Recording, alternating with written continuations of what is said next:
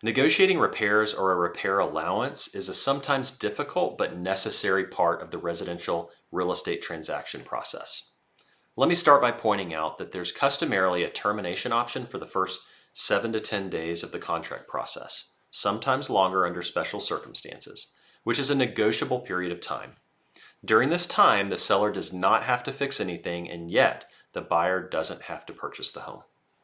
The buyer can terminate for any reason and get their earnest money back and only give up their termination option fee to the seller.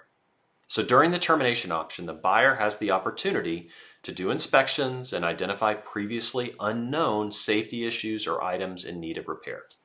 If issues arise, and they almost always do, and it's often a long list of items, especially on an old home, this is the time for the buyer to request that the seller make repairs or have the seller offer a credit towards repairs or a combination of the two. But remember, the seller is not obligated to fix anything or offer any credit, and the buyer doesn't have to buy the house. So in the end, the result is usually a compromise of some sort, but not always. The truth is that some sellers will not cooperate at all, and some buyers will require the seller to make repairs or they'll walk away. And they will both have their reasons, and the fact of the matter is that neither are right or wrong. So it's important for buyers and sellers to understand the process, be prepared that surprises will arise with the condition of the home, and decide whether they want to cooperate. They also need to decide whether to communicate expectations up front to the buyer or seller on the other side of the transaction so that there are no surprises when repair requests are made. And if you're a buyer, it doesn't hurt to make your offer based upon your understanding of the current condition of the home. Don't assume that the seller will address repairs during the contract period. At the same time, it's impossible for the buyer to know the full condition of the home without an inspection. So buyers and sellers alike can expect to learn about deficiencies through that process. Unless the home is new or almost new, it's likely that the house is no longer up to code standards. There may be some safety issues due to the old building standards or construction mistakes, and there will be dozens of components that are in need of improvement.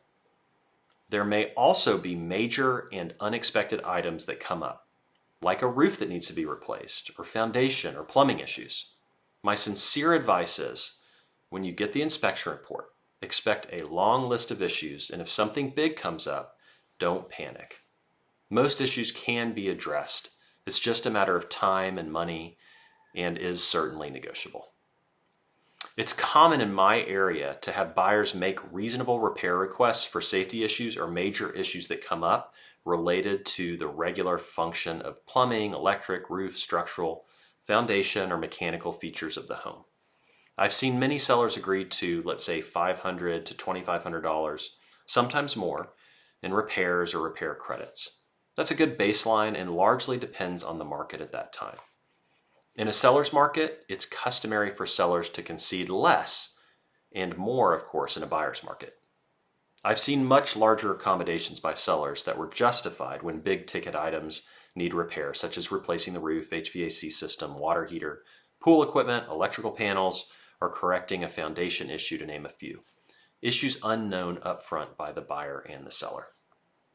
When issues do arise, the question usually becomes whether the buyer has a reasonable expectation that items found in disrepair should be functional at closing.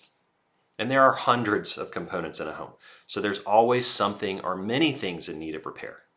So I usually ask buyers to pick their battles and focus on bigger ticket items. Or if there aren't any big ticket items, then consider asking for a repair credit to address a bunch of the smaller issues. Sellers may be more inclined to provide a credit because it's easier than doing repairs. Plus, the buyer gets to control the quality of work by doing them themselves.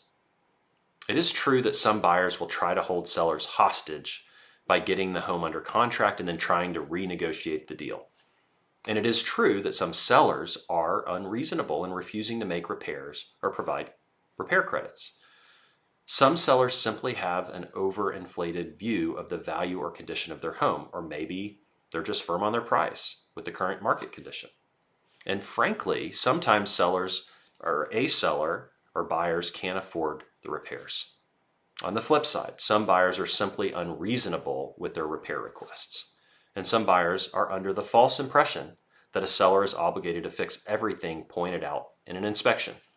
While that can be true with new construction, it is not the norm with resales in my experience. The fact is that every home and every sale is different. A seller may offer a great deal, but it's an as-is sale. The buyer may offer a strong price and expect some repairs. Whatever the case, keep a big picture perspective, focusing on your goals. Ask your realtor what's customary so that you know whether the other party is being reasonable with their expectations. Try not to get your emotions too involved in order to make an objective decision. A final or best offer is not always the best that they will do, but know when to agree to terms. Learn to draw boundaries and to know when to say no and when to walk away. Also, stay tuned to the risks of losing a deal so that you don't lose sight of the forest for the trees and lose the sale. When inventory is low, sellers may not be as negotiable. And when the market is slow, sellers may be willing to do more. It all depends on supply and demand and on the needs or the situation of the seller. Just be careful of overconfidence. I've seen some very smart, capable negotiators lose really good deals because they got stuck on nominal issues or a subjective number. It upset the other party and the deal blew up. Just remember that while you may leave emotion at the door, the other party may act and make decisions emotionally. So be aware of who you're dealing with.